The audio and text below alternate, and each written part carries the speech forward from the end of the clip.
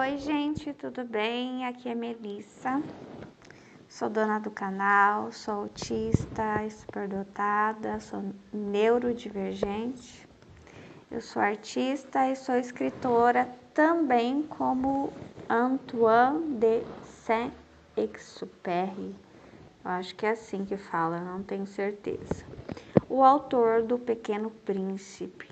E aí eu vou comentar, sobre esse livro, O Pequeno Príncipe comentado com a Bíblia, editado por Enzo Romeu. E hoje eu venho falar sobre o deserto. E o deserto é visto como um lugar de sofrimento, mas o autor, ele realmente teve contato com o deserto em suas viagens. Então, quando ele traz os personagens do Pequeno Príncipe, como a raposa, ele realmente conheceu uma raposa na infância, um animalzinho, né? E quando ele traz o deserto, ele realmente esteve no deserto, né? Então, não é só de um modo figurativo. É bem interessante, ó. É preciso ter conhecido física e espiritualmente o deserto para falar dele e propor o eco de seu apelo exigente. Chega a dar até uma pequena inveja dele, né? Das viagens dele, sei lá, de ter estado lá e visto o deserto, né?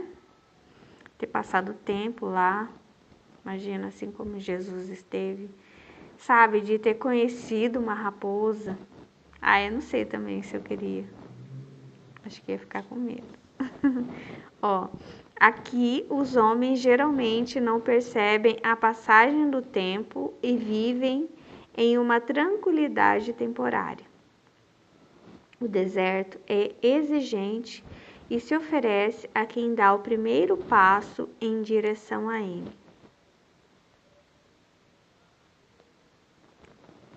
O deserto parece ser um lugar bem exigente mesmo, não é para qualquer um, né? É um lugar de entrega, né? De completa... deixar tudo para trás, né? Se esvaziar. Eu acho que... Por isso que o deserto, claro, não para todo mundo, né? É um lugar de fortalecimento do espírito. Porque te exige o completo desapego. O deserto é exigente e se oferece a quem dá o primeiro passo em direção a ele. Só que nem todo deserto é escolha nossa, né? Ou pode até ser uma escolha inconsciente, né? No começo, ele parece ter apenas solidão e silêncio. Mas é porque não se entrega aos amantes de um dia, afirma o autor de O Pequeno Príncipe em Terra dos Homens, que é outro livro dele, né? Aqui quando ele fala isso, que o deserto não se entrega aos amantes de um dia, ele quer dizer, quem passa só um dia no deserto, só vai lá para tirar uma foto, não passa, não gasta tempo com o deserto, não o conhece de verdade. Assim como a raposa diz para ele, eu não vou brincar com você, eu não vou tirar sua solidão, porque você não me cativaste ainda. Quer ver? Isso me lembra muito o que eu sempre falo para vocês, que é diferente uma pessoa que é turista e uma pessoa que é morador de um país, né? Um turista que vem conhecer o Brasil não sabe o que é ser brasileiro. Nós que moramos aqui sabemos a parte boa e a ruim. Por exemplo, se você for só passear no Japão, você não vai conhecer de fato o Japão, vai conhecer só por cima, entendeu? Mesma coisa que para você conhecer mesmo uma pessoa, você tem que morar com essa pessoa, né? Você tem que gastar tempo com essa pessoa. Acho que é mais ou menos isso que ele quer dizer, né? Você, superficialmente, o deserto não se entrega a você, você não tem uma experiência profunda com esse deserto, com uma pessoa, com um país, né? Com um local.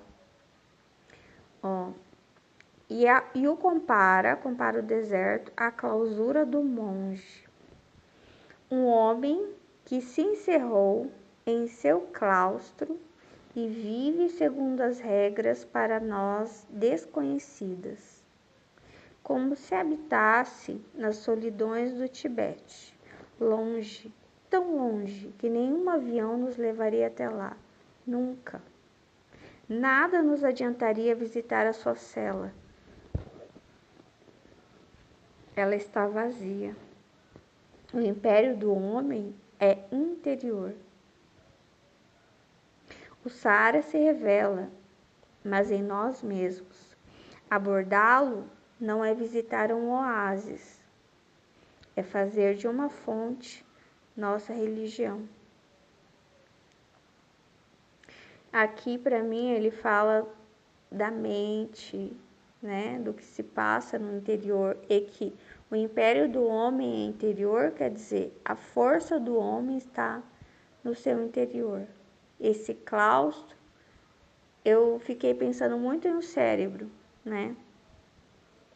É a segunda vez que eu tô tentando gravar isso, que a primeira acabou minha bateria, eu perdi o áudio, mas eu me lembrei de um filme com o Steve Martin, que é o ator do pai da noiva.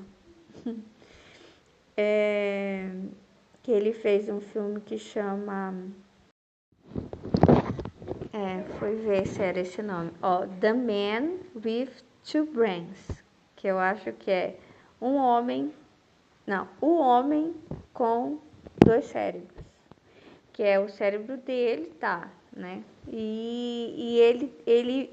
O que eu me lembro desse filme, ele carregando esse claustro, que para mim esse claustro é um cérebro, para lá e para cá. Ele é um médico que se apaixonou por uma paciente, se eu não me engano, e isso, e ele só conhece, eu não lembro se ele só conhece o cérebro dela.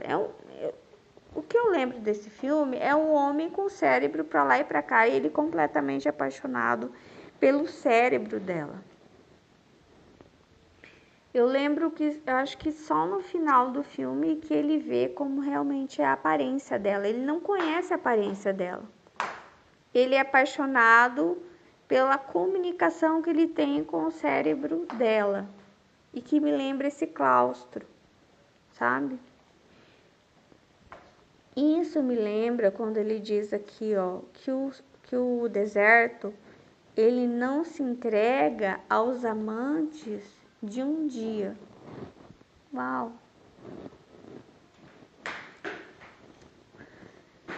Isso está me lembrando um pouco de paixão também, né? Amor. Quando as pessoas se conhecem superficialmente, se envolvem fisicamente muito rápido, é normal que elas se desgostem muito rápido. E mesmo que o homem seja incrível, mesmo que a mulher seja incrível, porque eu acho que todos nós somos incríveis. Todos nós somos únicos, entendeu? Todo mundo é perfeito para alguém. Mesmo assim, as pessoas são descartadas, são rejeitadas, porque é isso, o deserto não se entrega aos amantes de um dia, né?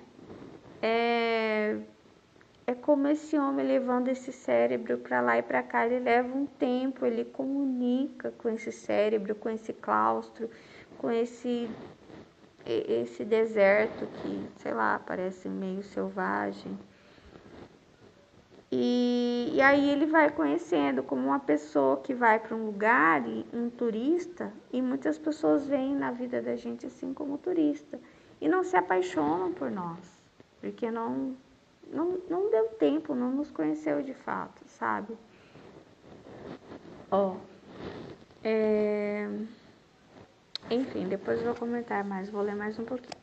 O deserto torna-se então um trampolim, uma escada para a perfeição, permitindo-lhe apreciar a fragrância discreta e tenaz do divino.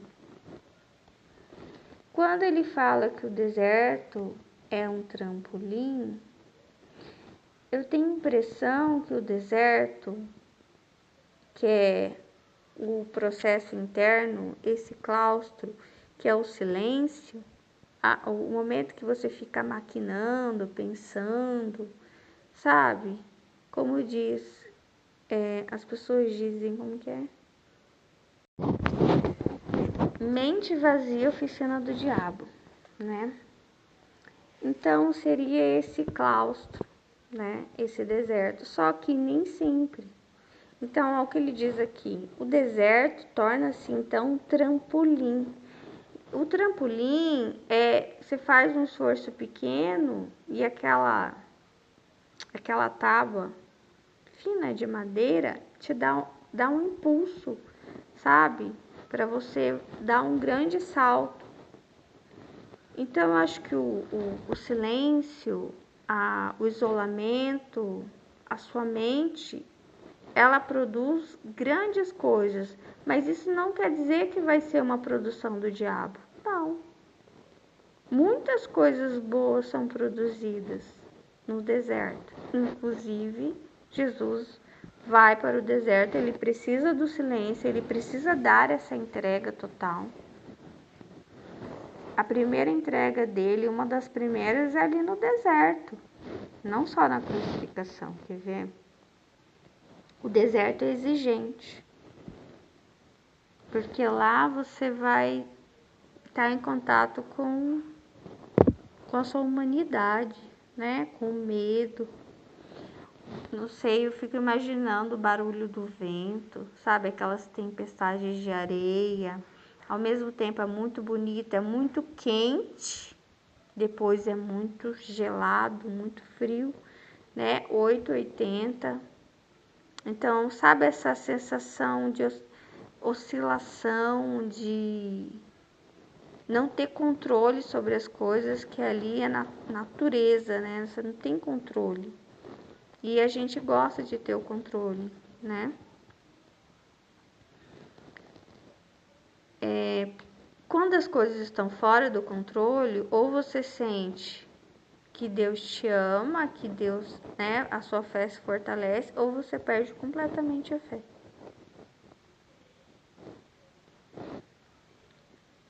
E até Jesus passou por isso, né, 2 vezes, ali, pelo menos 2, né, ali no deserto e na crucificação. Então, a mente,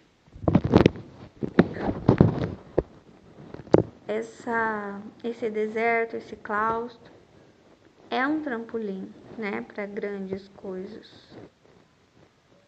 Mas cada para a perfeição. Mas a perfeição depende do que, né?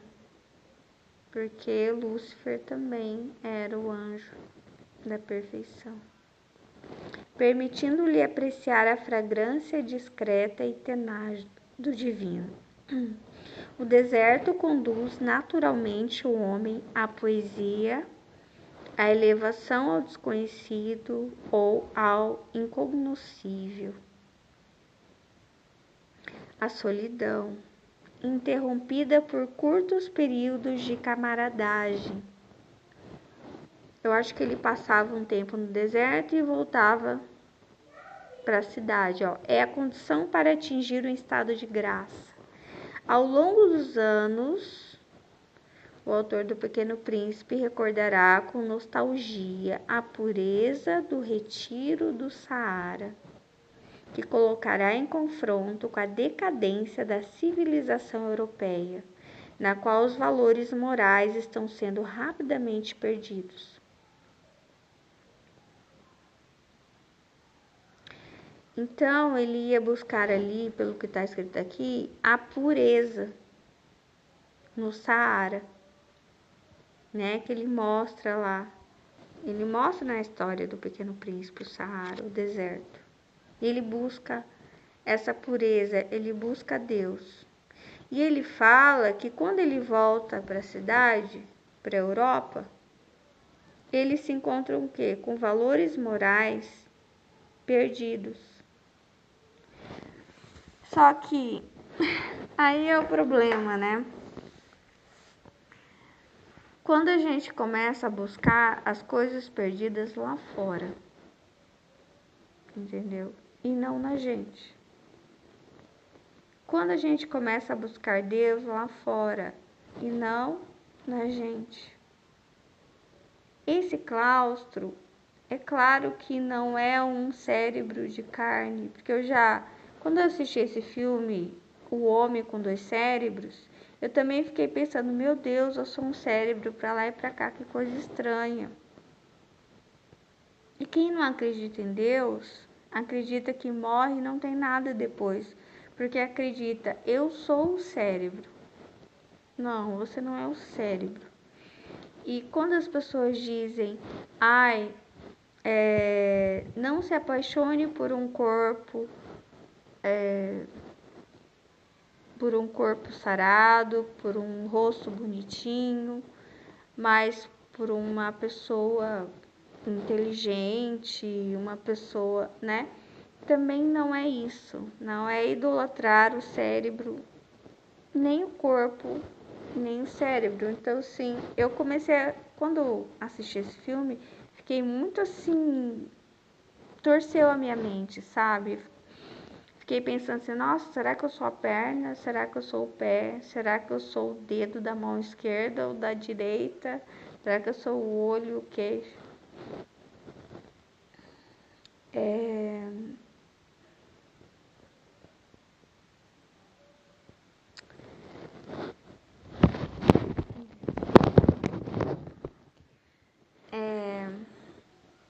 Enfim, eu vou tentar explicar um pouco do que eu entendi desse confronto dele entre a decadência e a pureza, o divino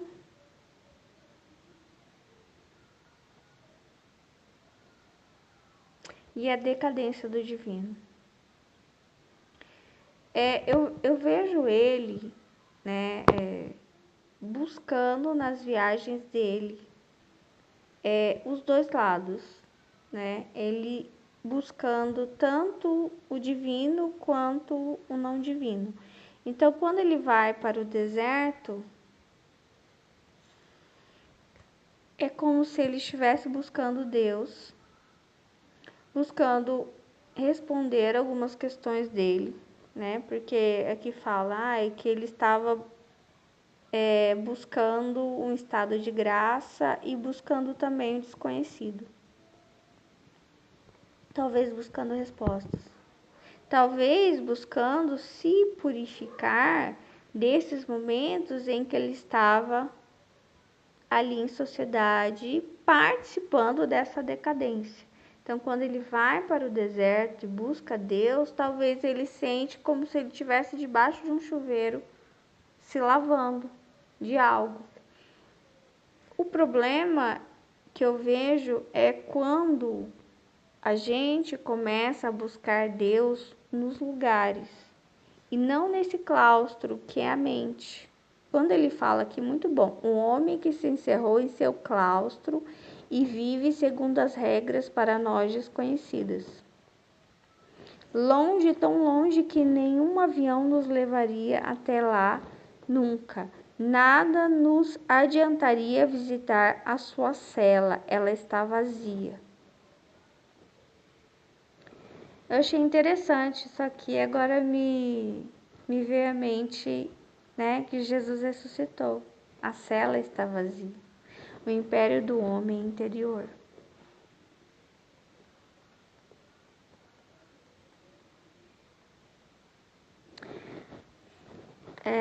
Eu volto lá algumas páginas anteriores que eu tinha voltado no primeiro áudio, que eu queria falar para vocês.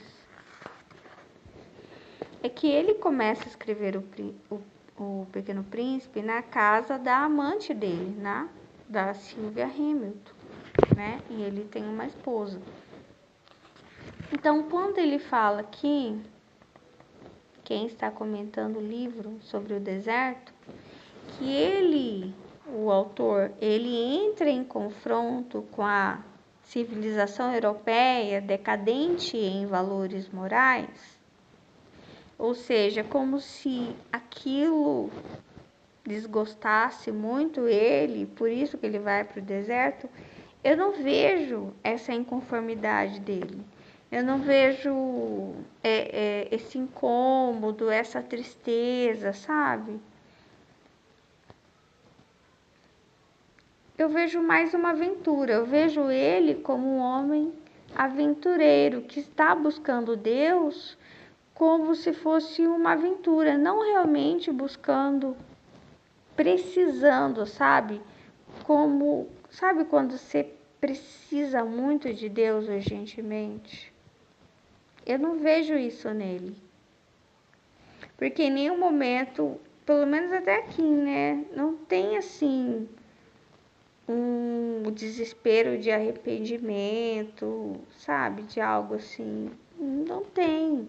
Então, assim, quando você lida com o pecado de uma maneira muito... tá tudo bem para você, é porque não tá tudo bem para Deus, né? Para que o pecado seja apagado, para que você realmente entre em confronto com algo decadente, né? Quando se fala da presença divina, é preciso ter um certo desespero, sabe? Poxa, eu não deveria ter feito isso, puxa, sabe? Se eu voltasse no tempo, teria... ou quero mudar essa situação. E não tem, é muito tranquilo, entendeu? Então eu vejo ele no deserto, mas como se ele estivesse passeando em qualquer outro lugar, entendeu? Talvez você sonhasse ir para um hotel 5 estrelas na Europa. Ele não, ele gostava de estar em contato o quê? Com o selvagem. Desde criança ele demonstra isso. Eu quero o quê? Domesticar as raposas. É o que ele gosta, entendeu? É o sonho dele de criança que ele realiza. Adulto, estar em contato com a vida selvagem. E mais selvagem que o deserto, né? Não tem. Então, para mim, eu não vejo ele buscando Deus, sabe? De uma forma sincera, mas como se ele quisesse sentir cócegas na carne dele, não tanto assim algo muito profundo, entendeu? Eu acho que é mais uma experiência natural mesmo do que uma experiência espiritual. O deserto sempre me dá o efeito de uma imensa porta aberta, uma sensação que não experimento em nenhum outro lugar. Se você visse as estrelas daqui, tão nuas, tão redondas, e esta areia prateada que ele fala no livro dele, Terra dos Homens.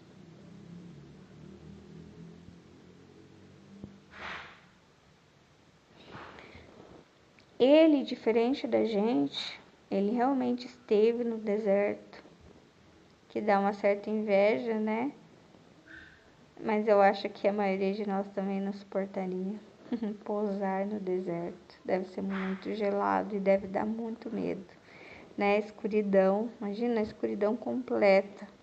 Sabe quando acaba a luz na casa por um tempo, você já fica assim, dá aquele desespero, né? Você não consegue ir para frente nem para trás. Você fica pensando, nossa, quanto tempo vai durar isso, né? Será que 1 hora, 2, ó, o celular tá acabando a bateria. E aí você usa a luz do celular, só que no deserto, né, não tem nada. Então, por isso que diz também que o deserto é exigente.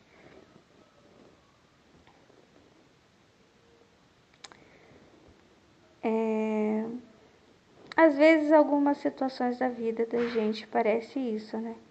Você não sabe quando vai acabar, nem se vai acabar. Não dá para perguntar muitas vezes. Nem sempre Deus responde, ó, Deus, sabe essa situação aqui? Será que vai durar 1 hora, 2, 2 dias, 3, 1 mês? Vai ser a vida toda? E dá aquele desespero, né? E é assim muitas vezes.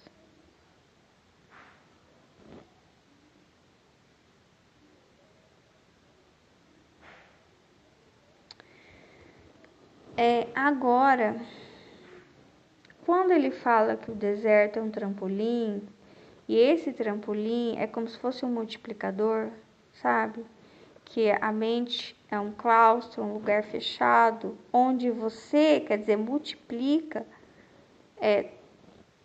Quando você está em contato com as pessoas, elas encostam em você, ou fisicamente, ou através das palavras, as atitudes, os comportamentos. E muitas vezes essas experiências você não percebe na hora, né?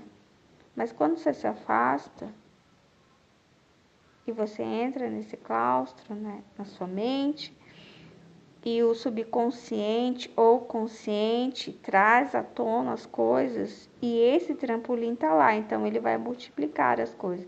Ele vai trazer como se fosse um refluxo, né? Que é ruim, né? Vai trazer tanto as coisas boas quanto as ruins, e você vai ficar ali pensando sobre aquelas coisas.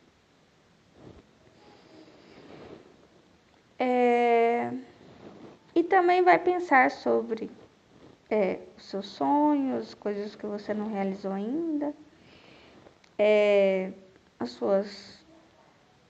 sobre as suas potencialidades, suas qualidades, e é uma fábrica, né, a nossa mente. Isso. E vai dar seus saltos ali, né? Isso, enfim, muitas coisas são produzidas assim, a sós, no silêncio, nesses desertos. E aí aqui ele fala uma escada para a perfeição. E as coisas, elas são aperfeiçoadas, né? Só que assim, para cada um, o deserto vai produzir uma coisa diferente. Quando uma pessoa passar pela dor, ela pode se tornar uma pessoa mais compreensiva, mais humilde, mais empática, né? Mais forte. Enfim, e é esse trampolim que vai. Mas depende de como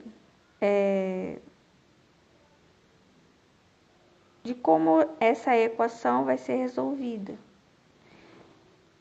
Muitas pessoas que passam por dores, que passam por esses desertos, pela solidão, produzem outros tipos de coisas, podem se tornar pessoas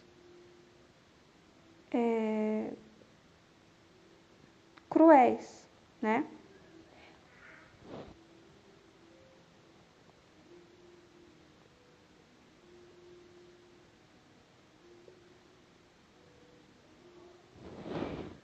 Ai, não sei como explicar isso para vocês. Eu estava até pesquisando um pouquinho sobre as cruzadas, isso estava me lembrando muito das guerras, sabe? Não sei se eu estou errada, me lembrei dos beduínos, das guerras entre os cristãos e os muçulmanos, sabe? A violência, parece que quase 2 milhões de pessoas morreram nas cruzadas. Então, assim, muitas pessoas que vão passar por esses claustros, por esses desertos, elas vão produzir crueldades, né, violências. E nem sempre que elas vão violentar alguém, mas vão desejar, entendeu? Ou vão se felicitar, ficar felizes, né, com o mal do outro.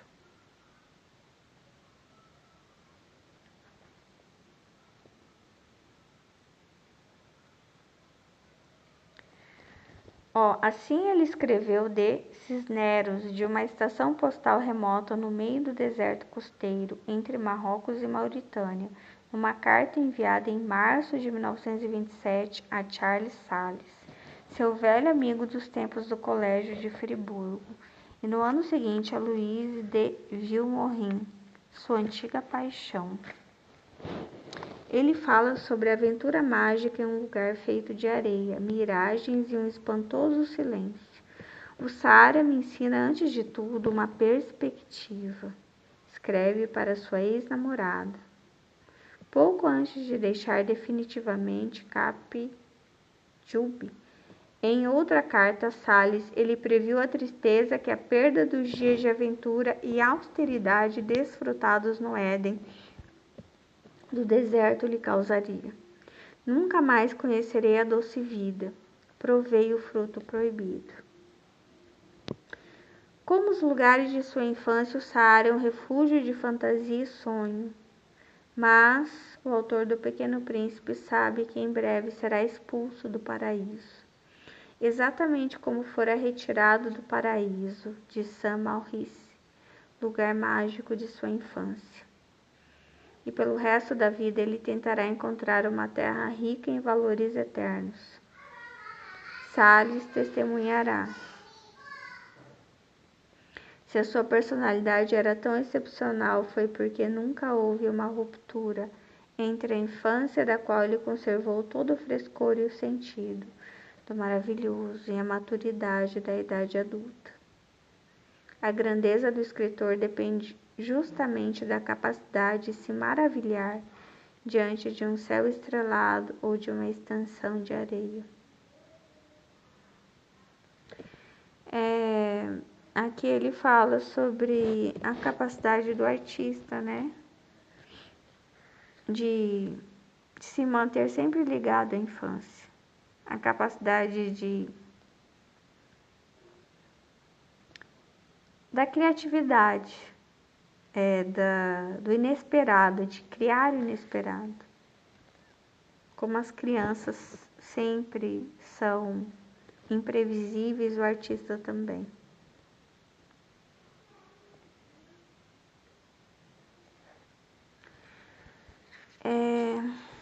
Eu vou ter que encerrar por aqui, depois eu vou continuar os comentários sobre o deserto, tá bom?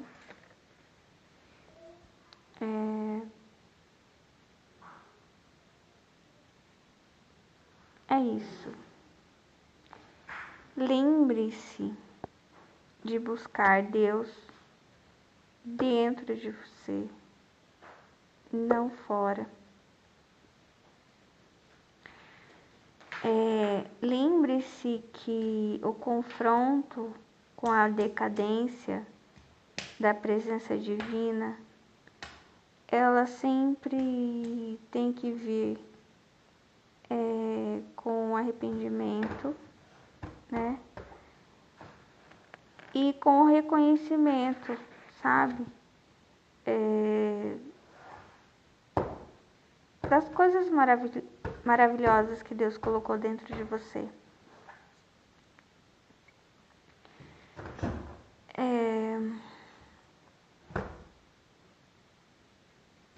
É isso, eu acho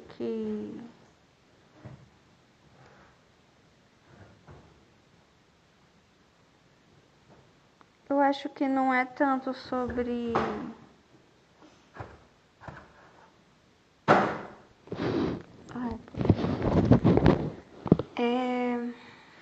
não é tanto sobre produzir